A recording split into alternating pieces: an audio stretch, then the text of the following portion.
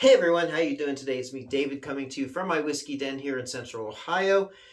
We are marking the second anniversary of the channel. Happy anniversary, baby. Got you on my mind. Yeah, baby. So it causes me to break out into song. As we go into the third year of the channel, first off, I want to thank everybody for watching and subscribing and commenting. There's times that I get a bit down and it's like, what don't I have? I'm not like the bigger channels with thousands and thousands. I'm not making any money. I don't have thousands and thousands of subscribers. I don't have 15,000 views within the first 20 minutes of video posts, but I do have fun doing this, and your comments and continued commenting, support, viewing, whatever, is a big encouragement for me, which now leads me to why are these bourbons sitting here on the countertop? I am not going to do any tastings today, so I'm not going to get plastered or anything like that, or even buzzed, because I'm not going to have any of this in this video.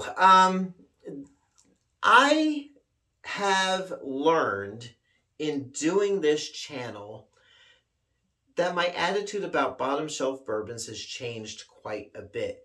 I have to admit I was a nose snubber, snubbing my nose at the thought of a bottom shelf bourbon gracing my shelf, swallow and going down the gullet, down to my tum-tum. No, I am no longer like a lot of these bourbon snobs who poo-poo the idea of a bottom shelfer. And as you look at some of these, as I move this, David, Weller, Special Reserve, a bottom shelfer? Why, this costs $200 where I live. It is a bottom shelf bourbon. Currently, it costs, MSRP is $23 at our state-regulated state liquor stores. $23. It is indeed a bottom shelf bourbon. It is the cheapest in the line of Weller bourbon expressions out there. Some years ago, it cost $17 for a bottle, but it is, I would consider it a bottom shelf offering. Yes, I do. Same thing with the Old Forester. It's about around $20, a little less than $20, but it is certainly a bottom shelf bourbon. Some of these other ones obviously are. Benchmark is a bottom shelfer. We have very old Barton. We have this old Charter, JTS Brown, JW. Well, you can see for yourselves what's here. They are the bottom shelfers. It sounds like a superhero team, the bottom shelfers of America. Now, I'll tell you how my attitude has changed on these fine whiskeys. And they are fine whiskeys. They have been around. A lot of these have been around for well over 150 years, perhaps. And they're still going strong. They're priced as they are, not because of their poor quality, but because the distilleries make so much of it that there's such a supply for it that they can indeed offer them at a cut price. But does that mean that it's cut quality? No, indeed, that does not mean that. Except maybe early times, 80 proof Kentucky whiskey, which isn't even classified as a bourbon, but it's still decent, I would say. Decent for use in a cocktail, a little sipping action if you're up for a cheap whiskey. Hey, go for it, dude. Some of these are really excellent bourbons as well. Quality house, smooth, rich, satisfying. Benchmark is the same thing. And unfortunately, people do poo-poo these. I keep saying poo-poo. They poo-poo, they snub their nose. They're nose snubbers at these bourbons because they're the glitz and glam and the, oh, I paid $65 for this bottle of Blanton's. Look at how pretty it is with the horse topper. It's a single barrel, you know. And they drink this on some show. I think it's Yellowstone. So if it's good enough for Kevin Costner or whoever drink, I don't watch the show. It's good enough for me. And look at how pretty it is. Yes, so savory.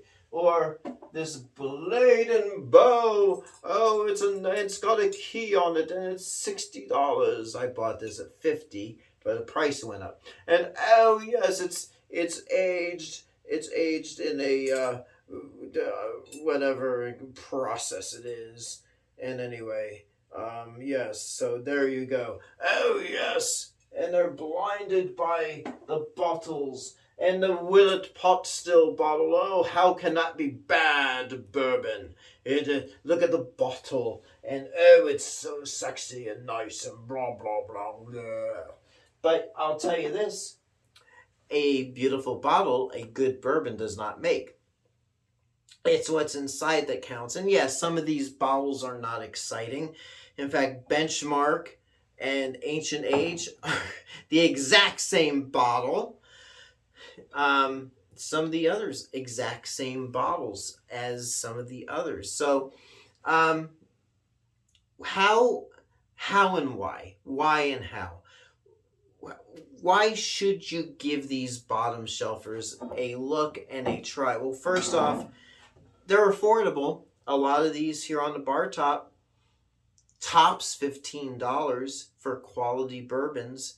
Again, solid, dependable, been around forever. Kind of like, let's use an analogy. Kind of like, guys, remember when you were in high school and, you know, there was maybe a girl that you had grown up with. You'd known her since kindergarten and never really thought much of her except this annoying kid. But she's always been there. She's been nice. But then there's this exciting girl that moves in from another school, the new girl in school, and she's a cheerleader, and she's beautiful, attractive, and beautiful, and cute, and all the guys have a crush on her, and then she starts talking to you, and she's like just irritating and shallow, and you realize there's hardly anything there. Then you give your friend that you've known since kindergarten a second look, and it's like, man, she is really cute and adorable, and she's always been there, and she's fun to talk to and hang out with, and then you start thinking about her a little differently. And that's what these bourbons are like. You start thinking about them a little differently. You realize that just because they're a cheap date, this girl may say, hey, instead of going to the steakhouse and spending $100, why don't you come over to my house? Dad's grilling up some hamburgers and hot dogs, and we're having a picnic. Why don't you come on over and we'll hang out? And you enjoy it and have a good time.